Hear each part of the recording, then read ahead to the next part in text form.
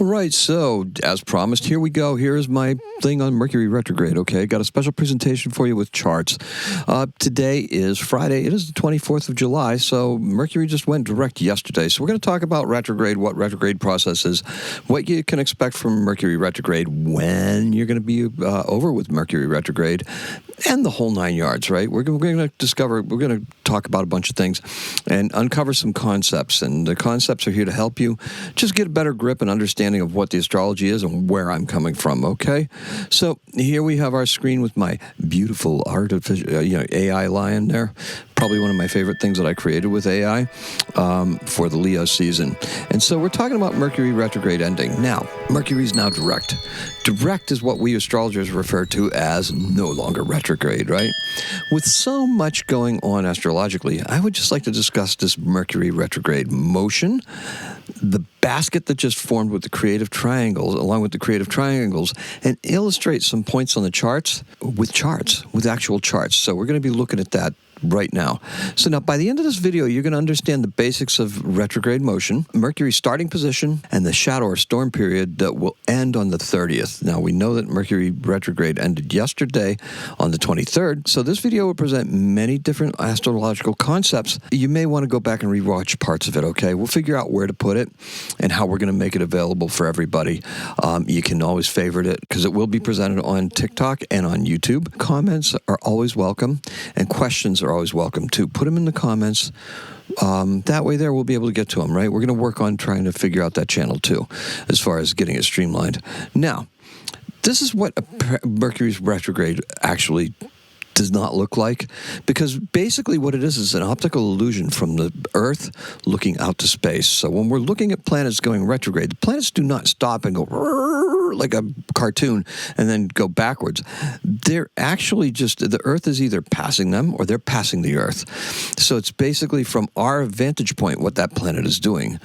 Once we pass it, that appears to go backwards in the sky. It does like a little loopy thing, comes back around until the Earth catches up to another point where it comes out. Now, you can see on this chart right here, this is talking specifically about Mercury retrograde. And so you've got three distinct phases of the Mercury retrograde, right? We've got right here where this is where that starts to begin, right? Because Mercury's got an 88-day orbital period as opposed to our 365 and 1/4 days, right? So that means that Mercury's going to whip around the sun probably, close to 3 to 3.5, 3 times basically. And that is where this retrograde comes from. That's why we have Mercury retrograde 3 times a year, because what happens is Mercury comes whipping around the sun and the Earth is still kind of like going slowly around the outside. So you can see right here, this point right here is where we normally are, right? So now, if we get to this point, when you see Mercury come around and the Earth moving around, this point right here, when Mercury starts to overtake the Earth, that's where Mercury in our sky appears to be moving, because Mercury is moving faster than us, so we're watching it move. Now, as it starts to come up to us, it starts to go backwards and recede. So it will look like it will be going backwards across the sun. It kind of goes this direction here. So, and then by the time Mercury comes around, right, our apparent view is right here. By the time Mercury gets to this point right here and the sun is there, Mercury's right about somewhere around here, we'll start seeing it move forward again. So we've got that backwards movement here because it's moving faster than the Earth, and then we have that forward movement moving over here. So it's kind of interesting. It never actually moves backwards. It's just our vantage point from the Earth, and that holds true for every single one of the planets. Now, there are 2 Mercury-Sun conjunctions when this happens, right? Because one is where we're directly looking at Mercury and the Sun is lined up with Mercury in our sky, right? Now, when Mercury goes around the other side, that is another type of one, right? That is a superior conjunction when the Sun is between the Earth and Mercury. The inferior conjunction is when Mercury's on the inside, and that's at its closest point to the Earth. The only 2 planets have superior and inferior conjunctions, and that is Mercury and Venus. All the other planets are outside, so they are superior conjunctions only, right? They do not come between us and the Sun. So With that being said, let's look at this next chart. So the next chart basically is the day that Mercury goes retrograde. Now, this is interesting because if you look at the chart here, you can see where Mercury is essentially conjunct with Jupiter. We have Jupiter over here at 29 degrees 53 minutes of Cancer, and we have Mercury at 26:15 minutes. Okay, so that is roughly about 3 degrees of separation there. The orb of Jupiter tends to be about, you give it a 6, somewhere around there. 6 degrees either side. You can give it as low as a 5 or something like that. For Venus and Jupiter have, because they're benefics, have a slightly larger orb, but I usually don't go much more than say like 4 to 5 degrees, 6 sometimes. However, the sun and moon, you tend to go with 10-degree orb. Smaller planets like the outer planets and stuff like that, you go with about a 3-degree orb, somewhere around there. The orb is the distance between the actual point. In other words, see how it's 26 degrees here and it's 29 degrees for Jupiter? That orb is that difference between those two. So if we give that a 4 or 5-degree orb, that falls within the orb, so they are essentially conjunct. So it depends on what your astrology program you use and what that default setting is. Now that you have that orb concept down, let's talk about the retrograde itself, okay? Now, when Mercury went retrograde, Mercury was in Cancer, okay? Watery and intuitive, right? Logic takes a back seat as we learn to trust our instincts and intuition. Mercury is in a nostalgic place. We know that about Cancer, right? Cancer, the sign of Cancer is nostalgic. We have the sun there as well as Jupiter, right? So that means we're paying attention to existing plans and not really veering away from them, right? Because that nostalgic place is our old projects and what we're doing, right? The presence of the sun and Jupiter in Cancer at the time of the retrograde is very powerful. Jupiter likes being in Cancer, and these are the final days of Jupiter being in Cancer. So now we had an entire year. Remember, Jupiter spends about a year in each sign. So we had an entire year of Jupiter in Cancer. So that was a pretty good year, right? Now, throughout that last year was an opportunity many had to shore up our homes, right? Do some home improvements, get some things going at home, right? Also, look, whether that was through home improvements or expanded income, because that's a security that part of Cancer, or family members, right? More nurturing, more mentoring, more doing all sorts of things, right? Jupiter in Cancer leaves for Leo, determined to add to the legacy of what Jupiter accomplished. So that's what we're looking at. Jupiter in Cancer was exalted, loved being there. Goes into Leo, it's like going to want to bring that along, right? And who's back there to hold that torch, bear that torch for Jupiter, is Mercury. Now, Mercury, is going to add to that legacy to that legacy of Jupiter, right? Because Jupiter has a legacy that he just left. He wants to take it with him. Can't really into Leo, but that sentiment is there, right? That nostalgic sentiment. Mercury is there, and Mercury can actively bring that along. True, as Mercury goes back, right? So we're going to see what that actually looks like. Because remember, Mercury is at that 26-degree point in Cancer. So now, the reinforcement of legacy determines the direction of the creative trines, these outside things that are happening here. See this right here, the yellows? Those are the baskets. That's what those are.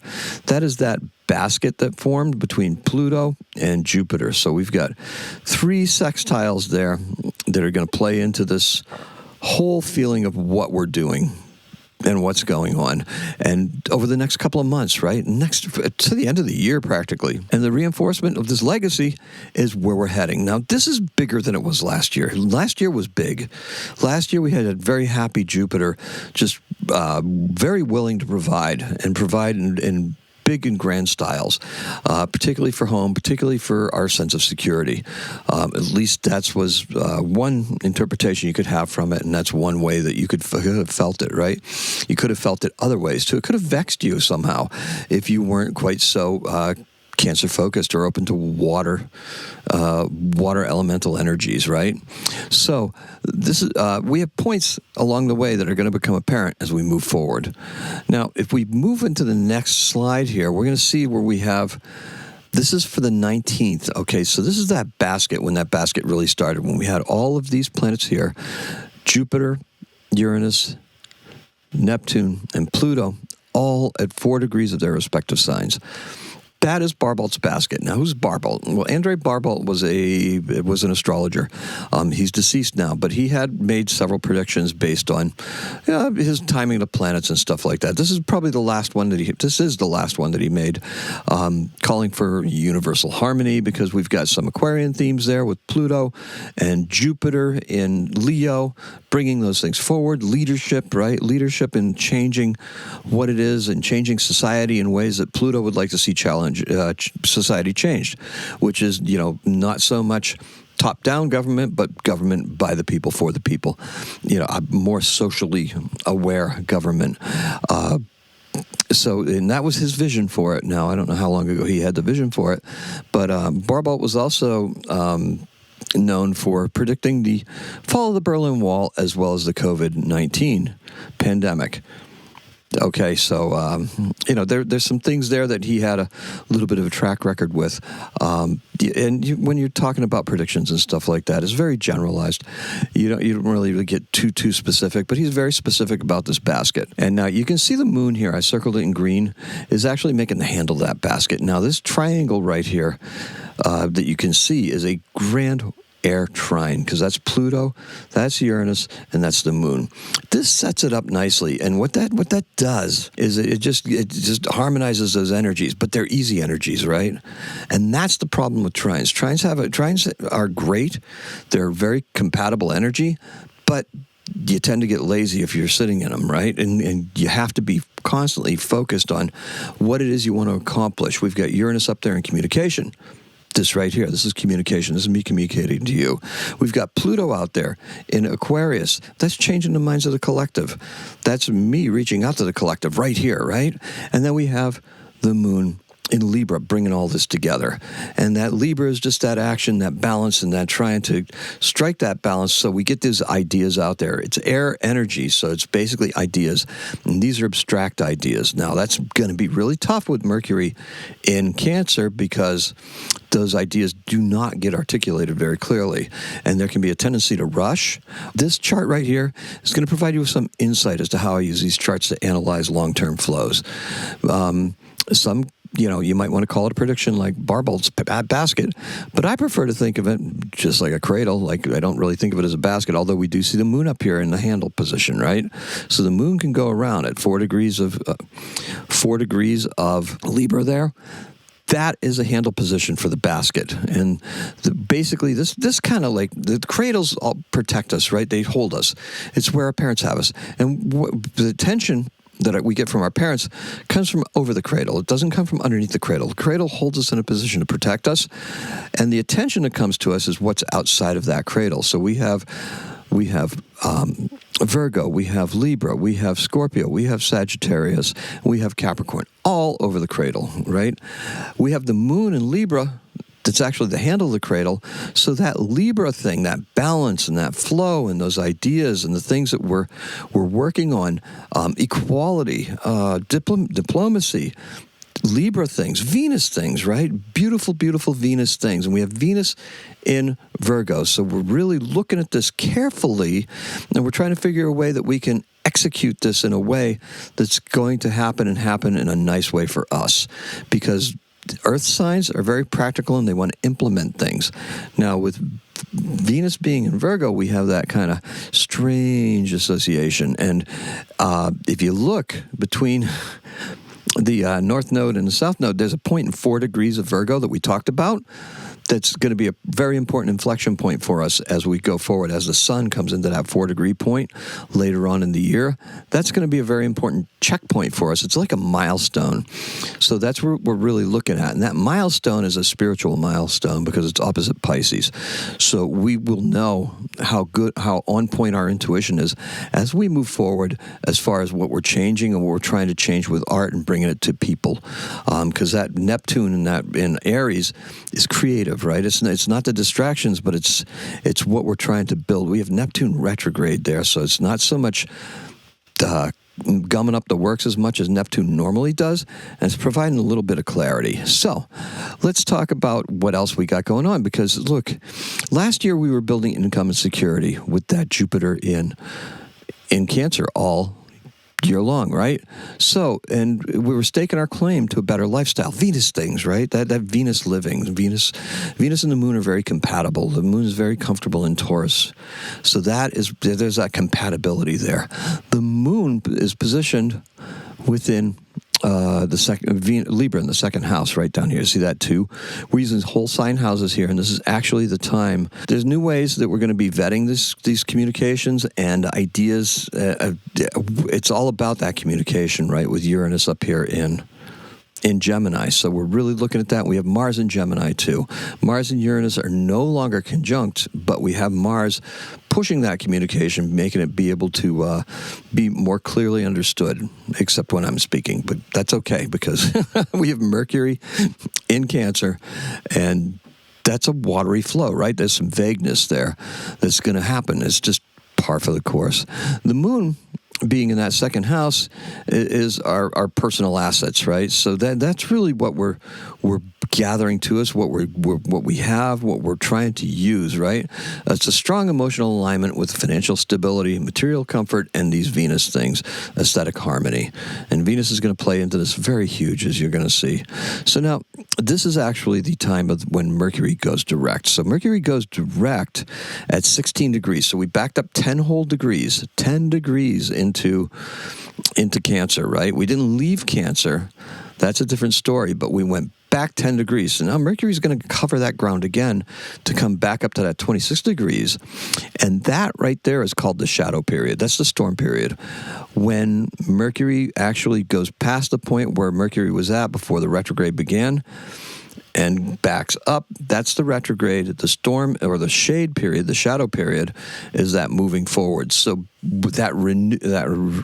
the rewords that we associate with Mercury retrograde, revise, review, re-edit, we're doing things. We're actually taking that onto our communication and our thought processes, right? And how we're sensing things, our sensibilities, because that's a very personal planet. Mercury governs the intellect, governs the senses, governs our central nervous system, and it governs also our logic and thinking ability and communication ability. So as we move forward, we're intuitively going to be tweaking some of the messages that we may have put out before, which for daily-astrocat.com, we're quite successful, and we're just building onto that, and we're going to be, we weren't supposed to try anything new on Mercury retrograde, but we did, right? And some of you had mixed results, and it's good. So now that Mercury retrograde is over, we should start having some problems with technology and stuff like that. It's still going to exist. It doesn't go away. It's not going to go anywhere until we're really clear on the, I believe, what is the 29th, when that full moon occurs, and then we're finally out of that shadow period. So look, the other outer planets that are out there, okay, this Yod point is actually the same point as my when Mercury goes direct. So what we got here, it's explaining how the sextiles work. So we've got the sextiles here that are outside here on the various, and you can see the moon's even forming one with Pluto. So we've got a really, really big elongated basket now. We just don't have anything completing it up here in Libra that would be making that to be a complete cycle. But what you do see is you see that there's a sextile, and it meets at a point up here at the midheaven. And that midheaven is the Yod. That point is the Yod point. It's considered auspicious in many charts, and it gives us a little bit of an edge, and predictive-wise, right? So we can tell where the energy is coming from. Say, like, in this case here, we've got Pluto and we've got Uranus. That energy is going to intersect, right, somewhere in Taurus. And opposite Taurus is that midheaven where Scorpio is. So we've got this Taurus point down here with the nadir, and then we've got that up there. We've got the midheaven point up there in the 11th house in Scorpio. So now we're talking about the collective. We're talking about getting the word out to the collective, and we're doing it from a financial standpoint because we have Taurus down there. Taurus is where that problem, where the tension is between the two sextiles, and that resolution point is actually where that Yod point resolves. And you can do that for every sextile on this chart. Now, because the cosmos has kind of like a memory, like water, when we cross these points, those outer planets don't move very much. So Neptune and Uranus, they're not going to shift very much at all. And they'll still be within orb by the time that we're going to be in the Scorpio season over later on. So now, the Yod points, the midheaven there is that yod point. So, look, it is important that we watch this chart for when Mercury went direct, okay? Because what we're watching for is the coming Scorpio season is going to be big for us, creatively and conceptually, because that's what that midheaven there is telling us, right? Your activity, okay, so it's big for us, creatively, conceptually. Your activities in these areas may affect your earning ability, romantic interests, and your personal powers of transformation. So we've got Scorpio things there tied in with some Taurus themes, which is that material and romantic side. We're also going to have some other stuff that's going on too, so it's going to be really, really interesting. Some, okay, are better at this, are going to have a better time with this than others. The fact is that this tension between the two fixed signs will resolve with input from the cardinal fire and the mutable air. That would be Uranus, and that would be Neptune, right? So that gets you a creative help right there. And that's where that activity is going to bring us. It pulls us forward. So you still can't sit back and let things just happen, okay? As Mercury begins to move forward, we will see that become more important than ever before. Here is the Mercury moving forward chart. Now, this chart right here is the 23rd at 6:58 p.m. So now what we see here is we can see Mercury at that 16-degree point of Cancer. So we've got 10 degrees to carry over.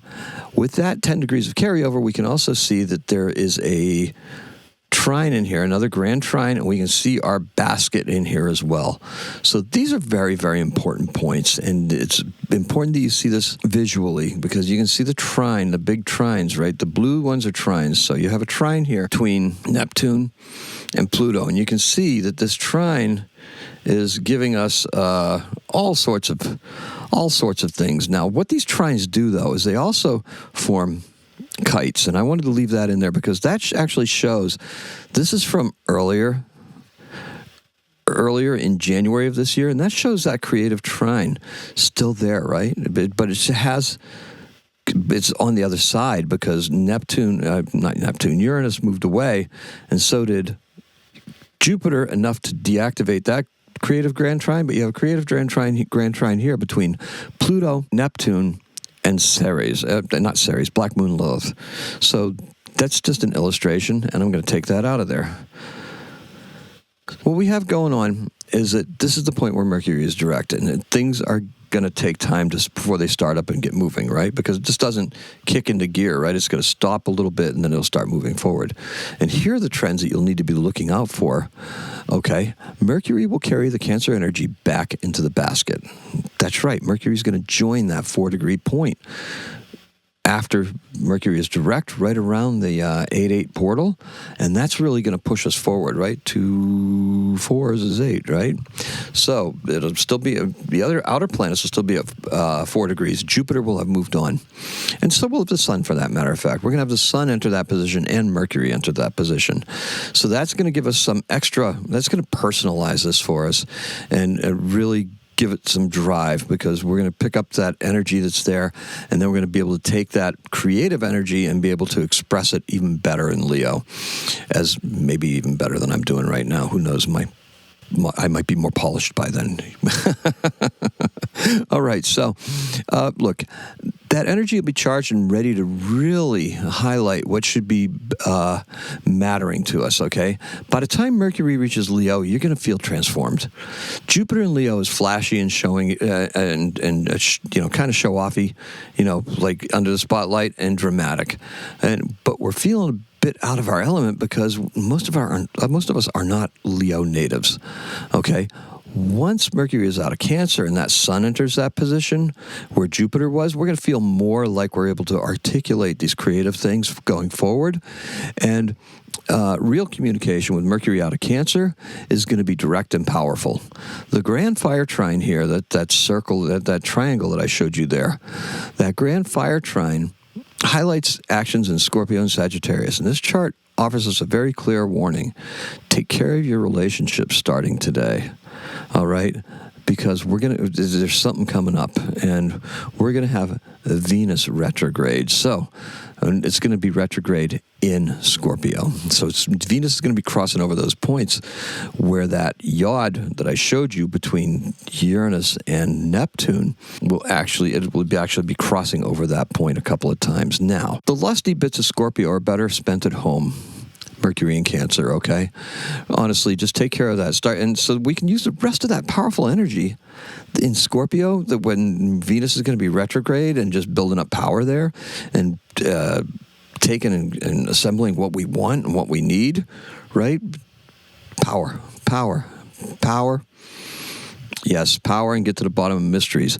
So we're going to be taking that, and rather than using it chasing a new relationship or burning through our old relationship, we can use that powerful energy building wealth and not burning down that relationship, and reestablishing another one based on mutual lust, right? Because that's just a poor basis for anything, right? That lust thing. It's got to be more of an attraction point. But with that Scorpio activity so intense, and Venus retrograde in Scorpio, that petal will be forming in Scorpio. You're better off to emerge as a power couple rather than just trying to go for something new or discard, right? So we want to just make sure that that's something we're working on. Now, look, Venus is retrograde on October 3rd. So the way you think about Venus and Venus retrogrades is that they recur every 8 years. So what were you doing 8 years ago? Because Venus would have went retrograde in Scorpio 8 years ago. It's an 8-year cycle, and that's based on the orbit.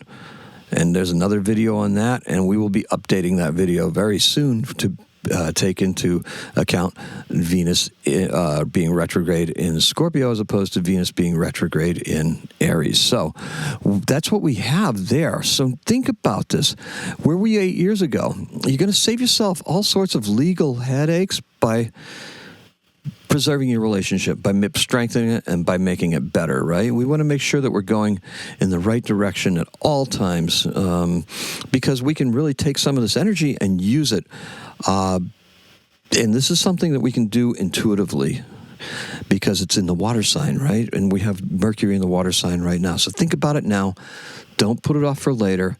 Really just plan on it, and plan on projecting ahead.